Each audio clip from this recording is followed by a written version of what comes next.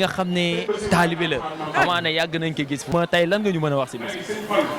asalaamaaleykum wa rahmatulahi taala wa barakaatu. yéen mbokki internet yi yéen ñi suivre si bi ñuy wax Sangap TV nga xam ne liggéey bu rëy la liggéey ci l'islam bi xewul benn tarixa macha allah ñu fekk fii nag ci géej waaye rond-point Mor Fadam bisub Alaaji Seydou Si bi mën xuma maa ko wax Sangap TV daal ca kaw ca kanam waaye Alaaji Seydou Si nag xam nga bis bii xam ne Seydou li ma am yombul nag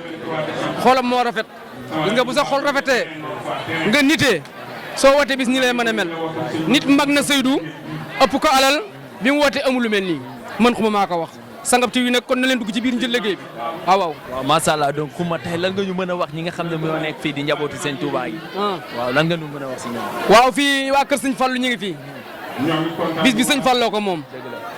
ndax sargal sëñ Fallou la sargal sëñ Fallou Alaaji Seydou yi nag ku ko xam-xam ko waa kër sëñ Fallou waaw waa kër sëñ Fallou ñëpp ngi fi waaye mboolem seex sëñ Touba yi ñu ngi fi ñëpp ñu ngi fi kenn desul daal ñëpp ngi fi daal waaw dañu bañee lim waaye ñëpp ngi fi bis moo mel noonu Seydou moo mel noonu boo duggee ci biir ñëpp ngi fi macha allah. macha allah ñu ngi lay dégg booba léegi yaa ngi wax ki nga xam ne moo di Seydou donc yàgg Seydou sa diggante lan la sa diggante. waaw Alaaji Seydou day communicateur bu baax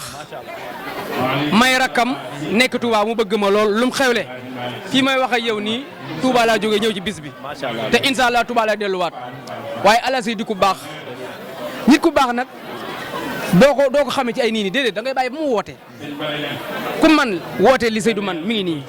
waaw nit ku baax fii lañ koy xamee tey ñëpp ñëw nañ moo tax bis ñi la mën a mel Master Seydou ku baax la ku yiw la mën xuma maa ko xuma kontaan nañ si yow vraiment tey nga ñëw si cant bi nga xam ne moom lañ defal sëñ Fallou Sangap TV di la jaajëfal bu baax sama télé la Sangap TV sama télé la ñoo bokk Saalum maag moom sama télé waaye attention nag de Sangap TV mi ngi def liggéey bu rëy ci l'islam bi ca kaw ca kanam dugg leen te ngeen abonné mën xuma maa ko wax Sangap macha allah dégg ngeen jaw pour Sénégal la pour àdduna la pour fépp la vraiment donc gars yi abonné leen bu leen fàtte loolu